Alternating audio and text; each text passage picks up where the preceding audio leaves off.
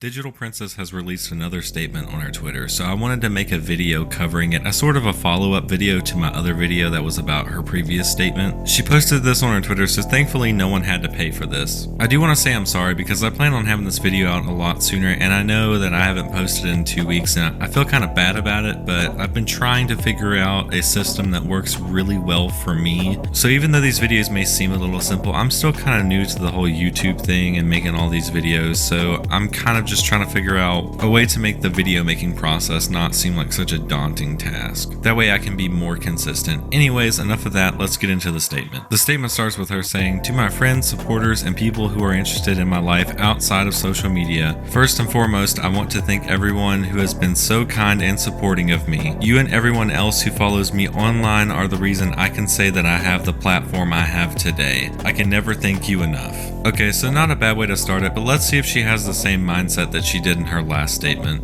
"Ever since my case was dismissed, I have been in my head about what I can do to ensure that I am growing from this experience in the most positive way possible. For my family, for my fans that look up to me, and for myself. Therapy is the best thing I can say that I've done for myself. It's so easy to fall into a fake reality that it is social media, and taking a step away and working to create the best foundation possible has been an amazing start." Okay, so she is saying that she is wanting to grow and learn from all of this, which is possibly the smartest thing I've heard her say yet, because what is done, and really all anyone can do is try to be a better person and learn from their mistakes. And I even said in my last video that most people were just wanting to see her at least acknowledge the fact that she had done something wrong and that she was sorry. Then from there try to work on being a better person. But that wasn't her first response. No, she decided to make TikTok videos mocking the whole situation and then making people pay for her statement by releasing her statement on her OnlyFans. That type of response does not make it seem like she is trying to learn from her mistakes or trying to better herself.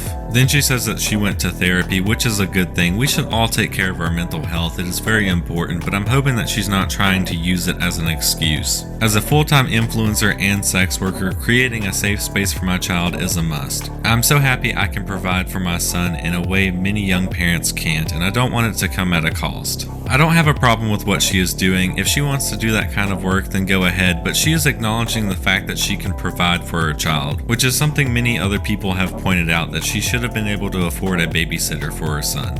"I have always had a difficult time finding the right nanny for my child, but as a sex worker and influencer, it's inevitable that I need to have my son in a progressive and safe environment while I'm doing events, collabs, and shooting. I'm so blessed to have an individual that understands our collective and personal needs. I trust them with the most important thing in my life, and they allow me to be able to continue my career and provide for us. You won't see Onyx in photos all the time with me. That's natural when you know what kind of people you see online, especially in this line of work. We love each other and spend every moment we can together because he is the best part of my life."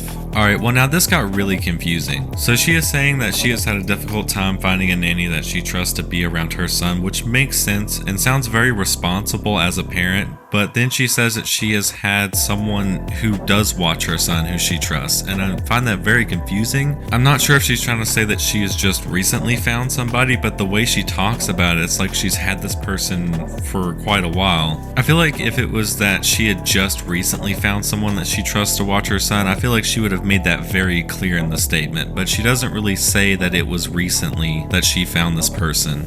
So she had someone who could watch her child all along, and not even just her family who could watch her child, but someone else who she already does let watch her child and she does trust them. Then why would you leave your 5-year-old son home alone? Whether or not she had someone who could watch her son, there's no reason to leave your child home by themselves. And at this point, I'm really confused at what she's really trying to get at. Maybe she's trying to own up to the fact that she made a mistake, but like I said, either way, it's very clear. I mean, there's not really any excuse to be made here anyways. Also, although it wasn't mandatory, I decided to enroll in parenting classes with a group that can help me learn to do what's best for my family in such a unique position as an influencer/sex worker. I'm hoping to learn so much so I can be the best I can be as a young single parent with such a wonderful son with so much potential in life.